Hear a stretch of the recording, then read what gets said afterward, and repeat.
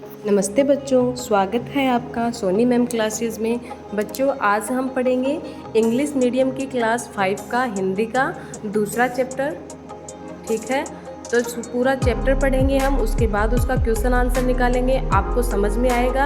आप पूरा वीडियो ध्यान से देखिएगा ताकि आपको हर एक क्वेश्चन का आंसर खुद ब खुद मिल सके।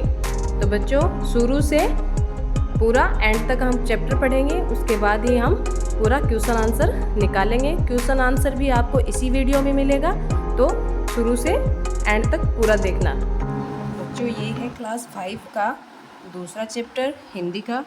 तो इसे आज हम पढ़ेंगे, फिर आंसर खुद निकालेंगे। तो चलिए पढ़ना स्टार्ट करते हैं। पहले पाठ का नाम क्या है? मर्यादा पुरुषोत्तम श्री राम। चैप्टर का नाम क्या होगा? मर्यादा पुरुषोत्तम श्री राम।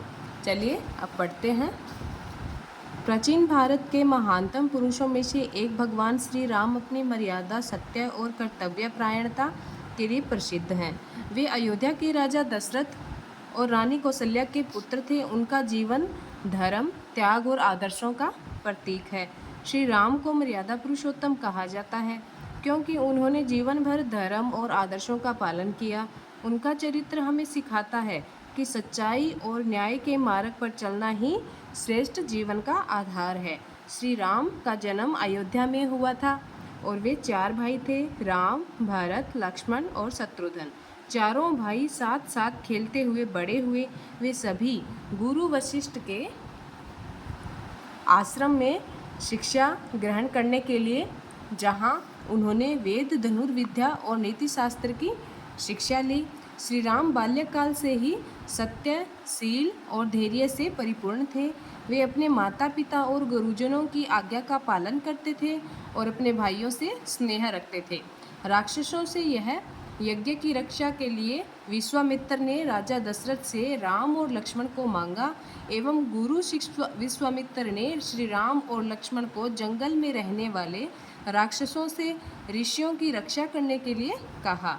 श्री राम ने ताड़का नामक राक्षसी का वध कर ऋषियों को निर्भय किया। उन्होंने कई यज्ञों की रक्षा की, जिससे संपूर्ण वन क्षेत्र में शांति स्थापित हुई।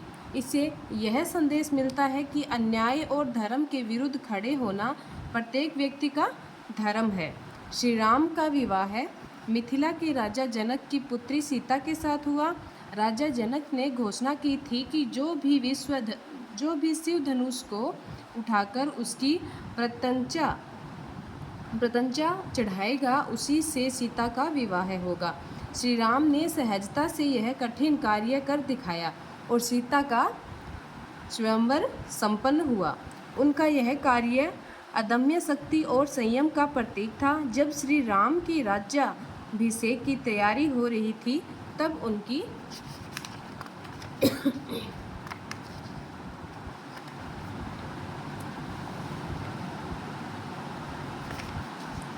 सौतेली माँ कैकेयी ने राजा दशरथ से पूर्व में दिए 2 वचन मांग लिए। राम को 14 वर्षों के लिए वनवास भेज दिया जाए और भरत को राजा बनाया जाए। श्री राम ने पिता के वचनों की रक्षा के लिए बिना किसी विरोध के राजमहल छोड़ दिया और पत्नी सीता तथा भाई लक्ष्मण के साथ वनवास को चले गए। उन्होंने यह दिखाया कि माता पिता और गुरुजन की आज्ञा का पालन ही सबसे बड़ा धर्म है। वनवास के दौरान रावण ने सीता का हरण कर लिया। श्री राम ने अपनी नीतिपूर्ण योजना, पराक्रम और वानर सेना के सहयोग से लंका पर आक्रमण किया और रावण का वध कर धर्म की स्थापना की। उन्होंने यह संदेश दिया कि अधर्म और अन्याय का अंत निश्चित है, चाहे वह कितना भी शक्तिशाली क्यों न हो। लंका विजय के पश्चात श्री राम अयोध्या लौटे और फिर उन्होंने एक आदर्श राज्य की स्थापना की, जिसे राम राज्य कहा जाता है। राम राज्य में सभी लोग सुखी और सुरक्षित थे और न्याय का पालन किया जाता था। उन्होंने बताया कि एक राजा का सबसे बड़ा कर्तव्य प्रजा का कल्याण करना होता है। भगवान श्री राम का जीवन हमें कई महत्वपूर्ण शिक्षाएं देता है, जैसे सत्य और धर्म का पालन करना, माता पिता और गुरुजनों की आज्ञा का पालन करना, अन्याय और अधर्म के खिलाफ खड़े होना, अपने कर्तव्यों का निष्ठा से पालन करना और प्रत्येक व्यक्ति को विनम्र और सहनशील बनाना आदि। श्री राम का चरित्र हर युग में आदर्श रहेगा। उनकी कथा हमें मर्यादा, कर्तव्य और सत्य के मार्ग पर चलने की प्रेरणा देती है। तो बच्चों, हमारा चैप्टर पूरा रीड हो गया है, पूरा आपने चैप्टर पढ़ लिया है। तो बच्चों, हमारा चैप्टर पूरा रीड हो गया है। अभी हम क्वेश्चन आंसर निकालेंगे। तो इसका पहला क्वेश्चन क्या है, इसमें से अपने को आंसर छांटना है।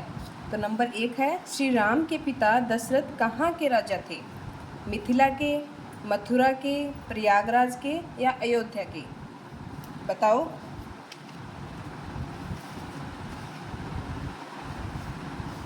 इसका आंसर होगा अयोध्या के। ठीक है। नंबर 2, श्री राम के भाइयों में कौन शामिल नहीं था? भरत, लक्ष्मण, विभीषण, शत्रुघ्न। कौन नहीं था? राम के 4 भाई थे। कौन कौन से थे? एक तो राम, भरत, लक्ष्मण और शत्रुघ्न। अब इसमें क्या है? विभीषण। तो विभीषण इसमें शामिल नहीं था। इसका आंसर होगा स। श्री राम के गुरु का क्या नाम था? संदीपनी, वशिष्ठ, वाल्मीकि या तुलसीदास? इसका आंसर बताओ। इसका आंसर होगा गुरु वशिष्ठ, ब। अब अगला है, रिक्त स्थानों की पूर्ति कीजिए। तो श्री राम को क्या कहा जाता था? बताओ। श्री राम को मर्यादा पुरुषोत्तम कहा जाता था।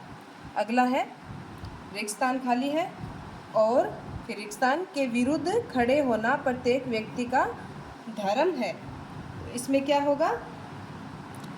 अन्याय और अधर्म के विरुद्ध खड़े होना प्रत्येक व्यक्ति का धर्म है। ठीक है। अभी तीसरा है, राम को रिक्त स्थान वर्षों के लिए वनवास भेज दिया गया। कितने वर्षों के लिए भेजा गया था राम को? 14 वर्षों के लिए। तो इसमें आएगा 14। अगला है नंबर 4, माता पिता और गुरुजन की, यहाँ पे खालिस्तान है, ही सबसे बड़ा धर्म है। क्या होगा? माता पिता और गुरुजन की आज्ञा का पालन ही सबसे बड़ा धर्म है। इसमें होगा आज्ञा का पालन। अभी है अगले क्वेश्चन, श्री राम का चरित्र हमें क्या सिखाता है? तो बच्चों, श्री राम का चरित्र हमें सत्य और धर्म की राह पर चलना, माता पिता और गुरु की आज्ञा का पालन करना और अपने कर्तव्य का पालन करना सिखाता है। फिर से रिपीट करूँगी, श्री राम का चरित्र हमें सत्य और धर्म की राह पर चलना, माता पिता और गुरु की आज्ञा का पालन करना और अपने कर्तव्य का पालन करना सिखाता है। अभी अगला है, लंका विजय में श्री राम का सहयोग किस किसने किया था? तो लंका विजय में श्री राम का सहयोग किस किसने किया था? विभीषण ने, हनुमान जी ने, सुग्रीव ने और वानर सेना ने। कि लंका विजय में श्री राम का सहयोग विभीषण, हनुमान जी, सुग्रीव और वानर सेना ने किया। ठीक है। अभी अगला है, ऋषि विश्वामित्र श्री राम और लक्ष्मण को राजा दशरथ से मांगकर क्यों ले गए? कि ऋषि विश्वामित्र श्री राम और लक्ष्मण को राजा दशरथ से मांग कर क्यों लेके गए थे? तो इसका है आंसर कि ऋषि विश्वामित्र श्री राम और लक्ष्मण को जंगल में रहने वाले राक्षसों से ऋषियों की रक्षा करने और ताड़का का वध करने के लिए राजा दशरथ से मांग कर लेके गए थे। कि ऋषि विश्वामित्र, अभी मैं रिपीट कर रही हूँ, कि ऋषि विश्वामित्र श्री राम और लक्ष्मण को जंगल में रहने वाले राक्षसों से ऋषियों की रक्षा करने और ताड़का का वध करने के लिए राजा दशरथ से मांगकर ले गए थे। नंबर 4, राम राज्य से क्या तात्पर्य है? तो राम राज्य से क्या तात्पर्य है? राम राज्य से तात्पर्य एक आदर्श राज्य से है। राम राज्य से तात्पर्य एक आदर्श राज्य से है जो न्याय, सत्य, धर्म और प्रेम पर आधारित हो। जो न्याय, सत्य, धर्म और प्रेम पर आधारित हो, जहाँ सभी लोग सुखी और संतुष्ट हों। कि राम राज्य से क्या तात्पर्य है? राम राज्य से तात्पर्य है एक आदर्श राज्य से, जिसमें जहाँ न्याय, सत्य, धर्म और प्रेम पर आधारित हो और वहाँ सभी लोग सुखी और संतुष्ट हो। ठीक है बच्चों, आ गया समझ में? अब अगला है विशेषता बताने वाले शब्द लिखिए। पहला है महान शिव धनुष। तो इसमें विशेषता क्या है? महान। इसमें विशेषता होगी महान। अगला है कठिन कार्य। तो इसमें विशेषता क्या है? विशेषता इसमें है कठिन। कार्य तो कार्य हो गया, इसमें कठिन यानी कि मेहनत लगी है, तो इसमें क्या है? कठिन। और ऐसे ही महान शिव धनुष है, तो शिव धनुष तो एक हो गया, लेकिन इसकी विशेषता क्या बता रहा है इसमें? कि वो महान है। ठीक, महान इसमें विशेषता होगी और इसमें होगा कठिन। अगला क्या है?